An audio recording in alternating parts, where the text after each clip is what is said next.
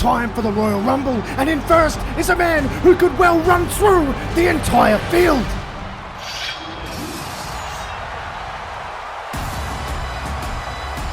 The giant Scott is pacing like a caged lion, but the man in at number 2 is what truly makes the crowd roar. Say his name and he appears. I believe in Joe Hendry.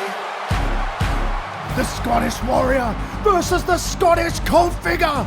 And it's on! The Rumble is officially underway with a bang, but it isn't long before number 3 enters, and it's former El Campeon, Damian Priest, who goes close to getting McIntyre out, but the big man manages to hold on long enough to hear the boos ring out from the stadium as number 4 arrives.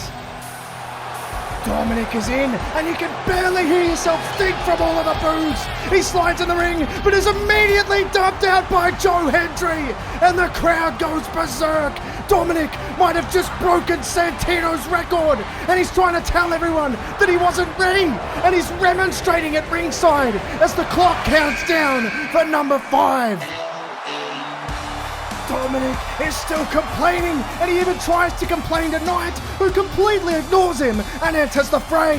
And we get a great one-on-one no one expected tonight between Hendry and LA Knight. The crowd eats it up, all while Drew and Priest continue their fight to get back to the top. But of course, before we know it, it's time for number 6, and it's Carmelo Hayes, who, like everyone else, ignores the complaining of Dominic, who is still going on about being eliminated. And the complaining only intensifies when number 7 enters, because it's Finn Balor, a sympathetic ear. Or so he thought, because Finn even ignores him and focuses solely on Damian Priest, which is yet to be settled in a big way. And it leaves Hayes pairing off with Knight and the 2 Scotsmen going at it, with number 8 ready to go.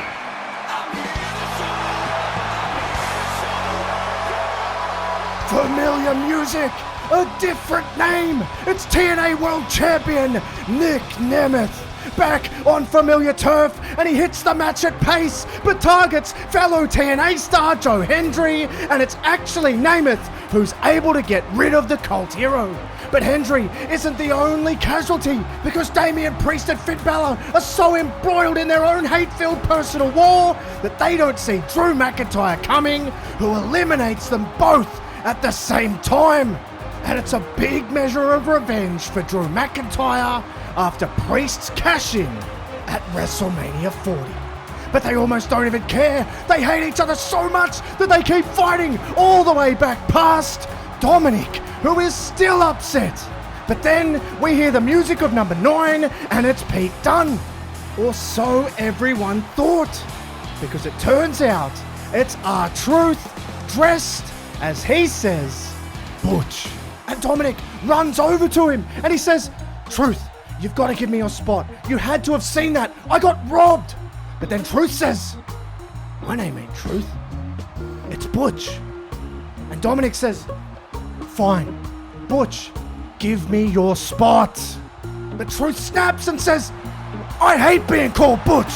And then he smashes Dominic in the face and nails him with a bitter end. What the hell is Truth even doing? Well, Pete Dunne, the real Pete Dunne, wants to know the same thing as he storms out and drops Truth with the same move. And it's clear that it was actually Pete Dunne's spot all along. And he enters the fray. And then he's quickly followed by a very unsympathetic Rey Mysterio, who runs and jumps over the body of his own son to enter at number 10. Just in time to see Nick Nemeth get a massive elimination of LA Knight, who needed eyes in the back of his head while fighting Carmelo Hayes. But there's no rest for the wicked when number 11 arrives, and it's the American-made Chad Gable, who gets right to work on whoever he can get his hands on.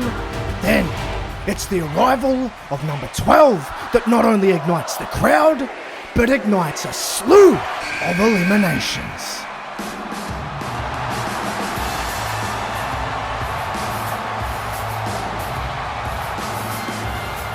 But while he runs riot, we cut to picture-in-picture where I tell you about Factor, which is the sponsor of today's video.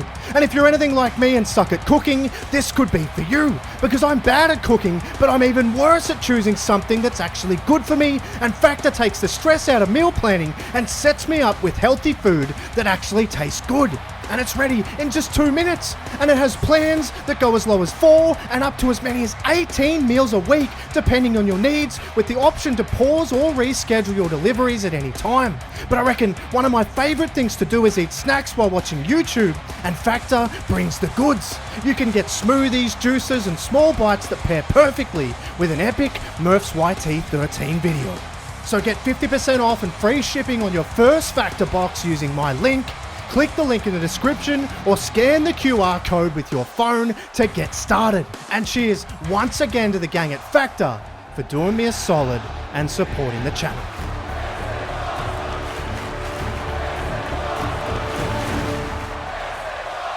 It's Lucha Royalty, face to face with a man who wants that throne. Only to have the momentum killed by Drew McIntyre, who starts fighting them both off.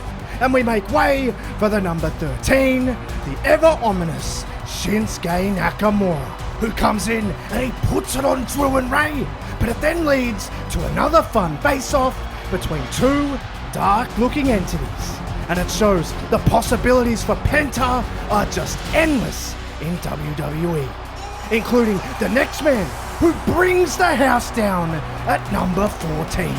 Jey Uso yeets his way into the match and makes an immediate impact going after Drew, and he has a barrage of strikes for him.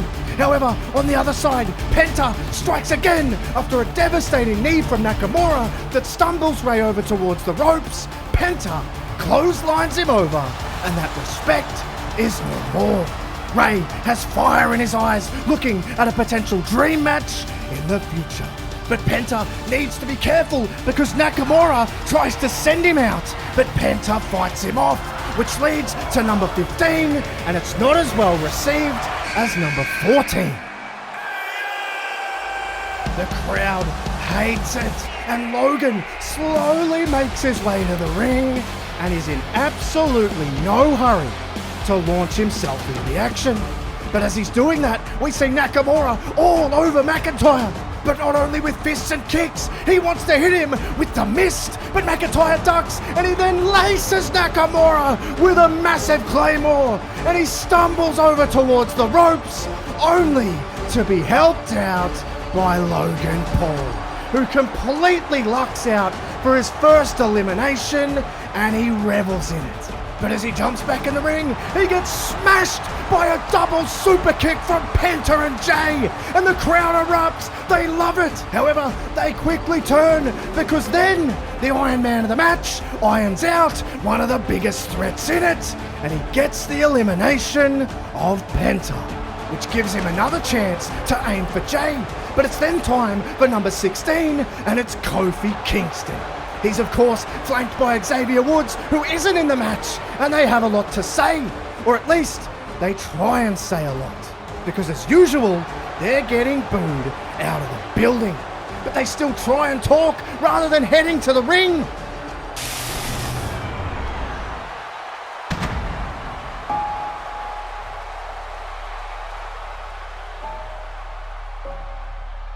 Oh, here we go. The spookiness now, huh? Oh, wait. I get it. You're here because of E. Because we betrayed our family. Well, if you want to talk about betraying family, you shouldn't be targeting us. You should be targeting him. Because he abandoned us. He was the one who left us behind. So how about you go and find Big E? And Howdy just laughs at them and then turns towards the entrance.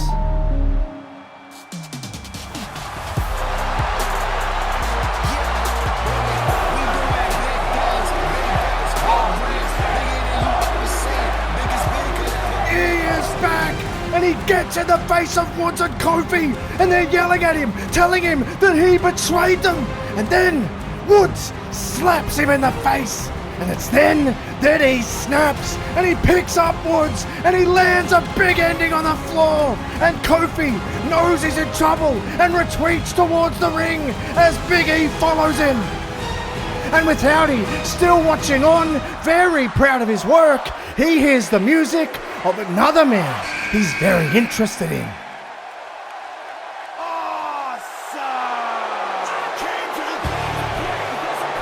The Miz's music is playing, but he's not there. He clearly doesn't want to come out while Howdy's standing outside.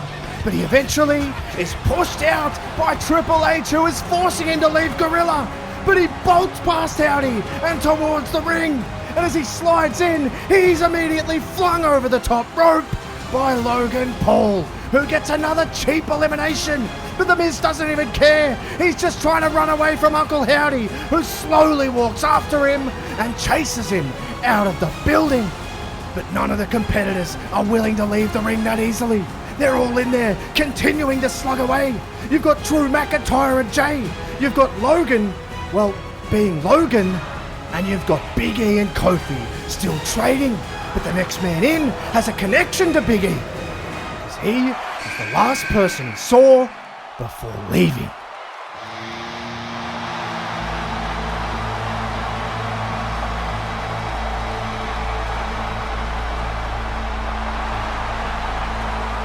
The crowd is deafening. Aleister Black is back. And Big E looks like he's seen a ghost, because he pretty much has. And it's as he's staring at the entrance that Kofi stabs him in the back once more, grabbing him and throwing him over the top rope for yet another chorus of boos directed at Kingston. But as he soaks up those boos, he gets met with a dose of reality.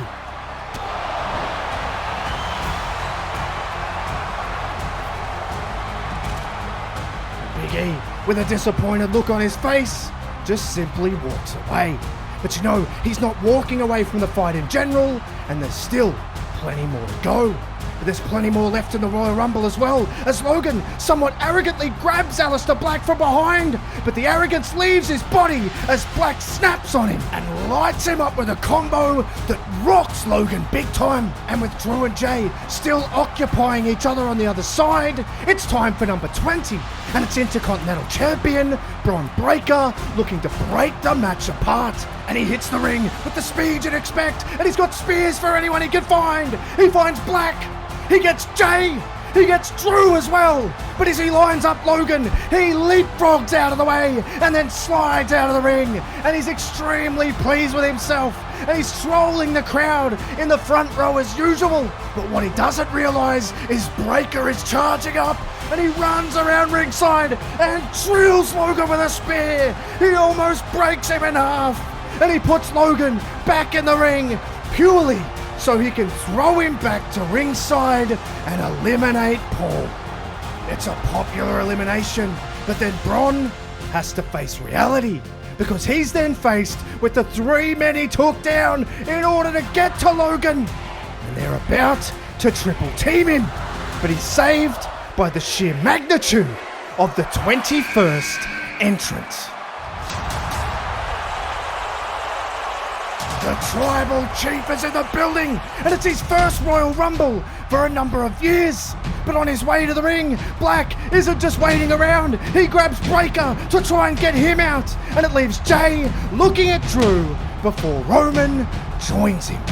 And Drew knows exactly what he's got to try and do, and he fights with everything against the bloodline that he hates with everything.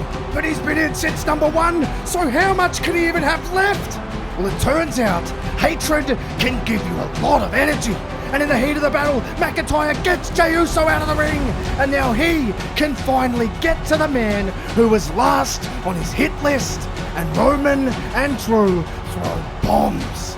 And as they are, number 22 enters, and it's Sheamus who goes right after Bron Breakker, considering their history, but of course is having to deal with Aleister Black at the same time, who is arguably one of the biggest threats in the ring. But another enormous threat enters at number 23 and throws the entire match into chaos. Punk is in, and now he has his chance to finally lock in a main event of WrestleMania. And the first to meet him is Breaker, who he runs through. And then it's Sheamus, who gets a taste as well.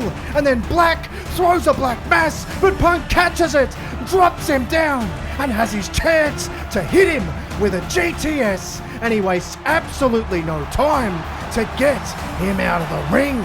It's a hell of a return for Black, but it ends at the hands of CM Punk, who then turns around to see Roman Reigns and Drew McIntyre fighting. And he makes the decision to run over and help Roman, and together they eliminate Drew McIntyre. And this sends McIntyre off the deep end entirely. He slides back in, and he has a claymore for literally everyone in the ring. He runs around seeing red. He doesn't care who he hits, but as long as he is able to hit Roman Reigns. It's a wild scene. Every active member of the match is down, and as fate would have it, it's another member of the Bloodline in next at number 24.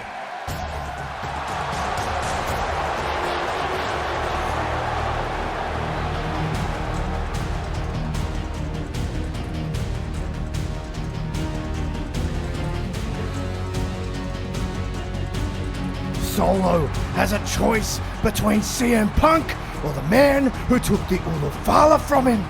It's a deceptively hard choice for Solo, and he takes too much time because the clock ticks down, and now enters number 25, and it's Sami Zayn, and Zayn runs down and goes right at Solo. He's making the assumption that he was going to go at his tribal chief.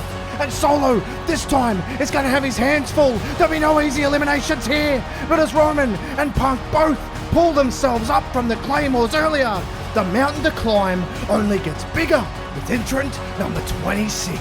And it's the giant Braun Strowman who hits the ring, and he is like a literal freight train. He hits every single corner and splashes every single member of the match. And all of the sudden, the Strowman Express could well be on the tracks to a main event of WrestleMania.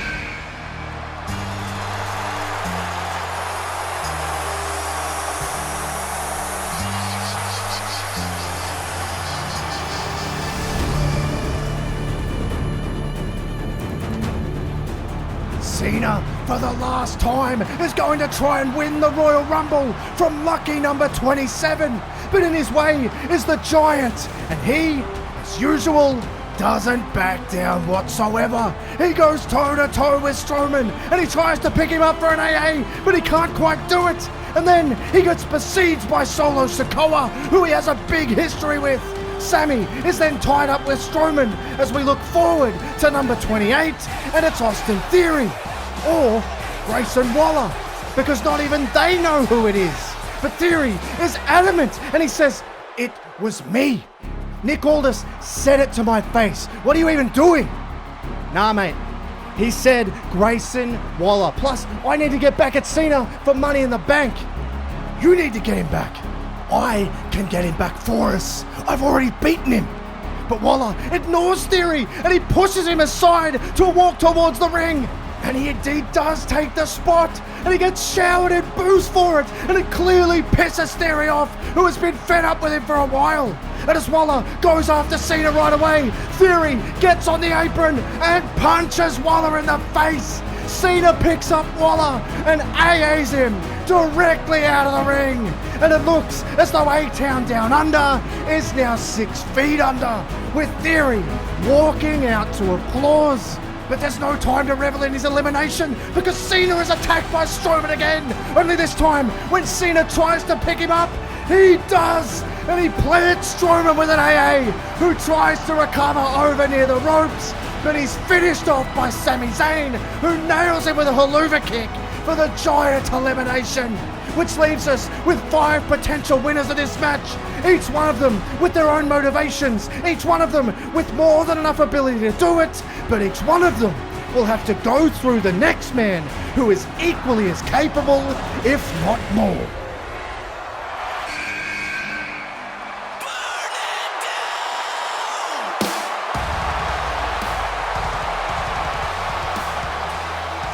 Rollins is in at the desirable number 29, and he's here to burn down everyone else's chances of main eventing WrestleMania, especially one CM Punk, who Seth targets straight away, but very quickly it becomes every man for themselves, because you can't afford to be one-track minded in a match like this. But the big question on everyone's mind is who will get the coveted number 30.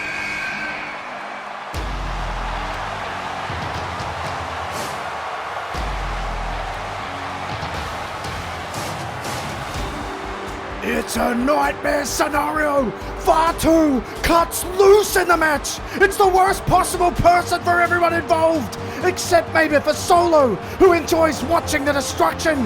Fatu runs riot on anyone he can get his hands on, especially Sami Zayn, who he brutally Samoan drops onto the floor for his first elimination. But his path of destruction leads to a face-to-face with John Cena. But as usual, Cena doesn't take a backward step and he trades with Fatu. But is that even a good idea? Because Fatu lights Cena up with a vicious headbutt, which busts him open. And Cena is down, and the crowd are begging him to get back up. And as he tries to climb up the ropes with nothing left, it might be all in vain.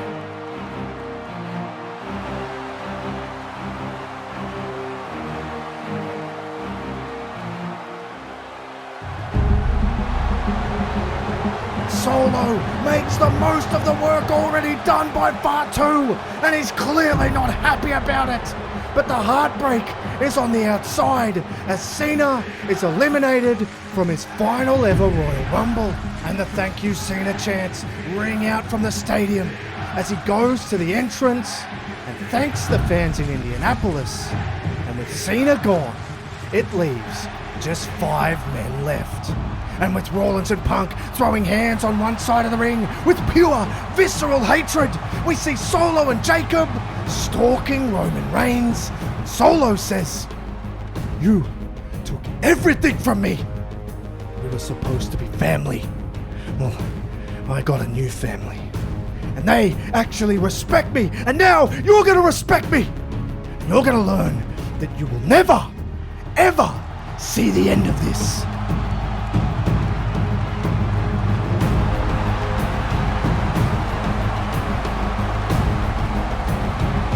Solo Sikoa, since losing the Ulafala, has lost all respect of his so-called family. Fatu turns his back on him, but he also turned his back on Roman Reigns, who tosses him out now.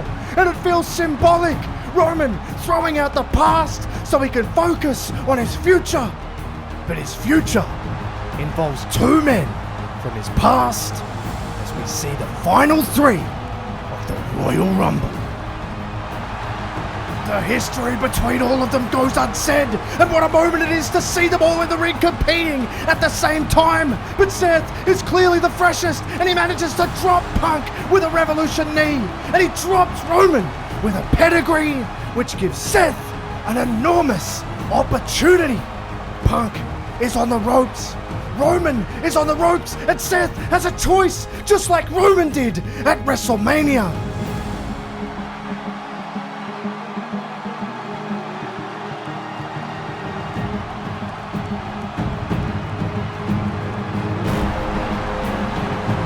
He couldn't resist, and he was ready for him. And just like that, with the heartbreak all over Seth's face, knowing he did it to himself, we are down to 2.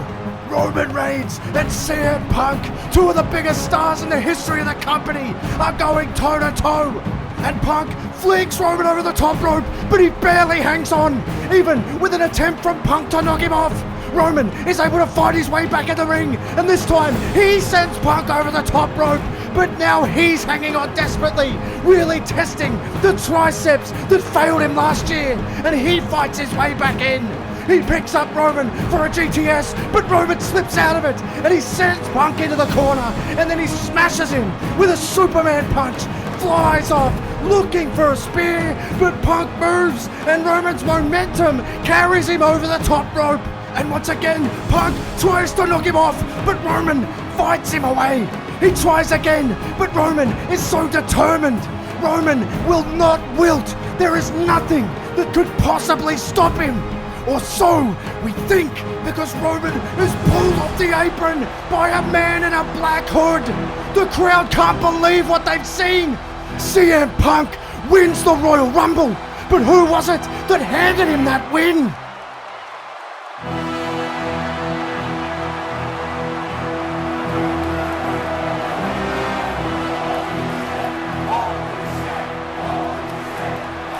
You left me high and dry at the mercy of those thugs after WrestleMania. He never would.